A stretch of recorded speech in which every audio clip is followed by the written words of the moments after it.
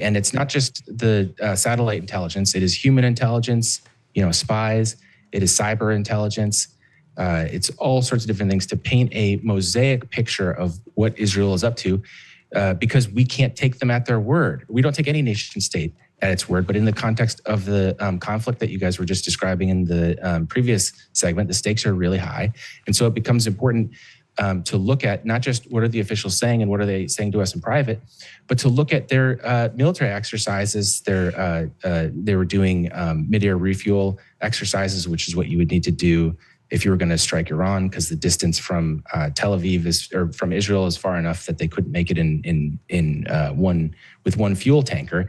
And so you're looking at a bunch of different characteristics: military readiness, special operations. This stuff is really complicated. And so it shows that we, the U.S. intelligence community, the Pentagon, is looking at every one of these domains that might be indicative of an Israeli move. And I think what this should show you is this stuff is complex, and it's not as straightforward as perhaps Biden suggested when they asked him. I said, do you know about what Israel is going to do? He goes, yes and yes. There are all kinds of different factors you have to look at to try to make that judgment. And that puts us in a dangerous position, because it's not a straightforward question about if we know what they're going to do or not. The news outlets, all of them, who chose not to publish these documents, have they given any rationale for that decision? And what do you think that their rationale would be? Do you think part of it is just like, when I look at these documents, they require some understanding of underlying lingo, et cetera, to really make sense of them. So you have to be somewhat of an expert to really glean much from them. Do you think that maybe they just have the sense like, oh, the general public isn't really going to understand these documents anyway, so we need to encapsulate for them what it is and what it means? Yeah, well, I don't have a problem with them explaining what the significance is, because as you say, these are very technical documents. They have all kinds of notations and markings on them that are not something that, the naked eye is that an ordinary person is going to know what it means. But the problem is they're getting it wrong. I mean, I just looked at the Times write-up. You could see a number of factual errors in it. And as with science, the best thing for discourse is to have it openly so that we can check each other's errors. Nobody's perfect. Everybody makes mistakes. I make mistakes. But when you don't put that underlying record out there, then that conversation becomes difficult to have, because people are going off of something that not everyone can see. So to answer your question, what was their rationale? In two cases, they were admirably frank mentions in, I think it was CNN's article and ABC News' article, where they say, we are not publishing the underlying documents. And in both cases, they went a step further. They said, we are not even going to quote directly from them. What that says to me is that they're saying, oh, look how responsible we are.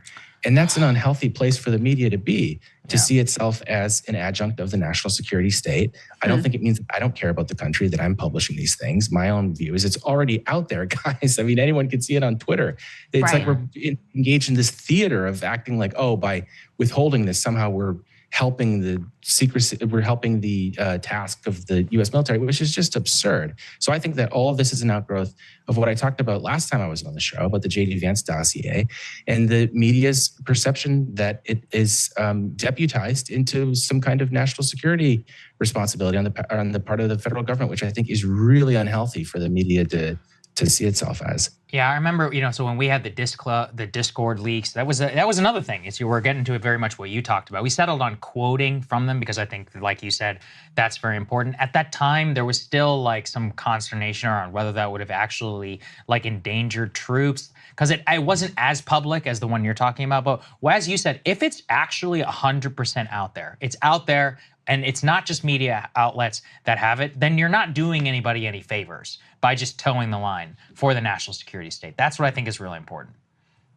Yeah, I completely agree. And you can tell the media, they just don't want to talk about this stuff. I mean, it was more than 24 hours after this thing was already circulating that we know of, before they even had the first report just vaguely mentioning it.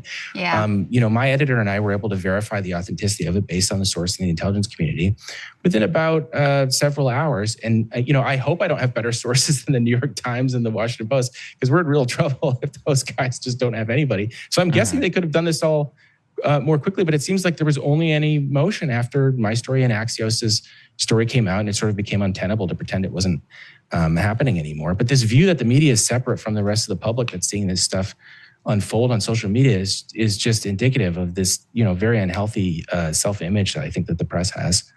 Yeah. Let's talk about a little bit about where these documents came from. We could put F2 up on the screen. The U.S. apparently investigating the leak of these documents.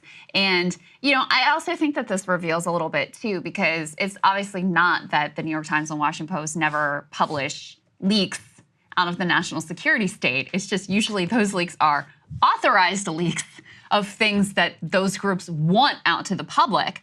But because you have this as an unauthorized leak, something that these agencies, find to be embarrassing to put out there because, it reveals what we think of these planes. It also reveals, as you said, that even with this close ally, we're still having to spy on them to figure out what the heck that they're up to. Just speak a little bit to that and the response here where they're launching this investigation and try to figure out who leaked these documents and if you have any insight into how high level the individual would have to be to have gained access to these documents.